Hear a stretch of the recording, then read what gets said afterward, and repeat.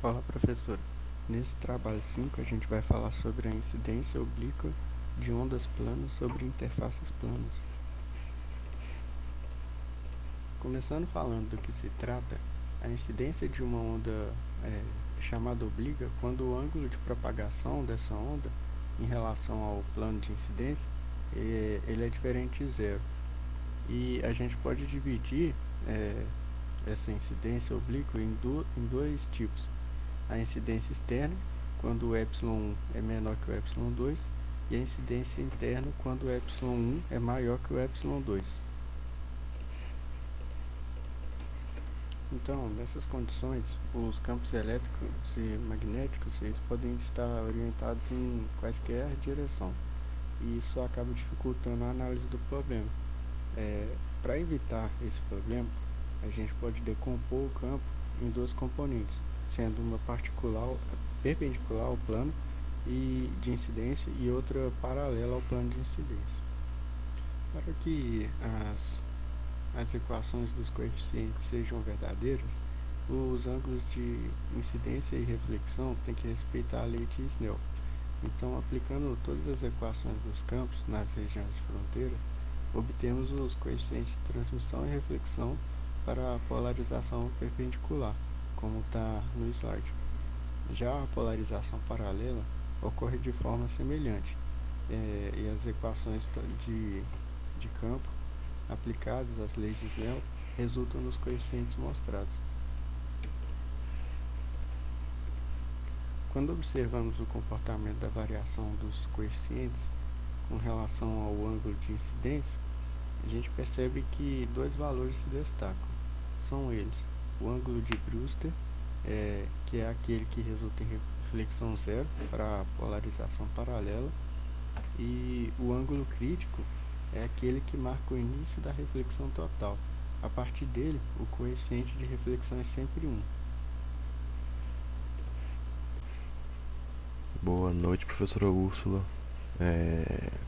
Continuando aqui o trabalho, né? Meu nome é Guilherme, faço dupla com Arthur César. Vou explicar aqui um pouquinho o código. Então vamos lá, a gente define a frequência, 300 MHz. Daí a gente consegue definir a frequência angular, que é só multiplicar por uma constante, permissividade elétrica, permeabilidade magnética e o ângulo. Beleza?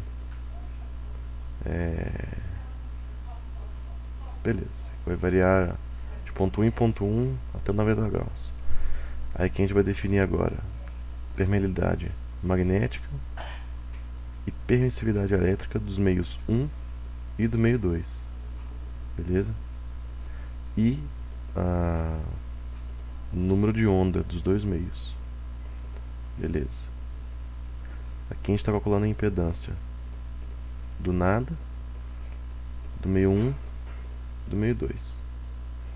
Agora aqui a gente está analisando para todos os ângulos de meio e meio até 90. Aqui tem a fórmula do ângulo de transmissão. E vamos lá. Para incidência perpendicular, vai ter essa equação gigantesca aqui, ó, que é para reflexão, e essa equação gigantesca aqui que é para transmissão. É a mesma coisa para incidência paralela. Vai ter reflexão e transmissão, dado pelas fórmulas aí. Beleza. Aí a gente está plotando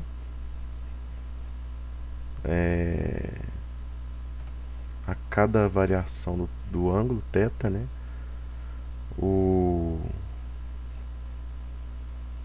As ondas, os gráficos das ondas perpendicular e paralelo de transmissão e reflexão. Falando um pouquinho agora dos valores dos gráficos que a gente encontrou como resolução da plotagem lá dos códigos do MATLAB.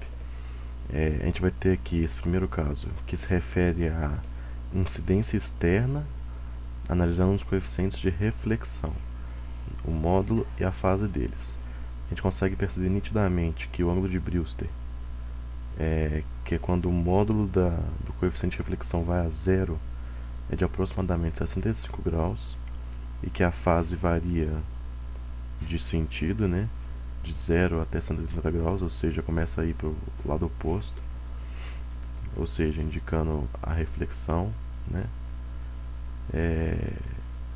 E é muito importante dizer que a gente tem o azul para indicar as ondas paralelas e vermelho para indicar as ondas perpendiculares. Isso para todos os gráficos, né? Analisando aqui agora a próxima situação, que é incidência externa ainda, os coeficientes de transmissão. Então vamos lá. Dá para perceber aqui, ó, que a fase não muda porque os valores são sempre reais. E isso é esperado. Mas o módulo entre os ângulos de incidência tem uma diferença entre si, né? Isso é bacana de ser observado aqui no gráfico. A próxima situação é agora de incidência interna, analisando os coeficientes de reflexão. Dá para perceber que o módulo da polarização paralela explode a partir do ângulo de Brewster, que é aproximadamente 25 graus. O ângulo crítico é de aproximadamente 30 graus, ou seja, a reflexão total acontece aqui, ó, por volta de 30, tipo 27 aqui, né? Não sei exatamente. É como se o Brewster na verdade fosse tipo 24 e o crítico na verdade fosse tipo 27, mas enfim. E a fase também varia loucamente aqui, nesse caso, que é o caso que tem a maior quantidade de variações abruptas. É da hora notar como que a variação aqui do módulo da polarização paralela é muito abrupta, né? Mas é bacana dizer também que quando passa aqui e foi lá pra cima, quer dizer que não é que eles estão tipo coincidentes, né? Como você pode ver aqui na fase, a fase muda também. Então o módulo é o mesmo, porém um sentido diferente. Beleza. Indo para o próximo caso aqui, que é ainda de incidência interna, agora analisando os coeficientes de transmissão. Ainda dá para perceber aqui nitidamente que o ângulo de Brewster é aproximadamente 25 graus. E dá para perceber que a fase basicamente segue mais ou menos o mesmo padrão dos coeficientes de reflexão, né? Se a gente comparar aqui, a única diferença é que a curva azul até o ângulo de Brewster tinha uma fase bem mais, sei lá, bem mais próxima de 180 graus do que depois. E aqui ela começa em 0 e tal. Mas o jeitão de como que a fase varia é mais ou menos o mesmo. Só para finalizar aqui, a gente chutou lá um valor complexo qualquer para as características das ondas e caímos com uma curva qualquer aqui. Essa curva qualquer aqui indica como que os coeficientes de transmissão estão fora de fase por causa do meio ser dispersivo, né? E como é que o módulo varia quando o meio é dispersivo também, né? Que é bem diferente. E é isso. Muitíssimo obrigado, professor Augusto.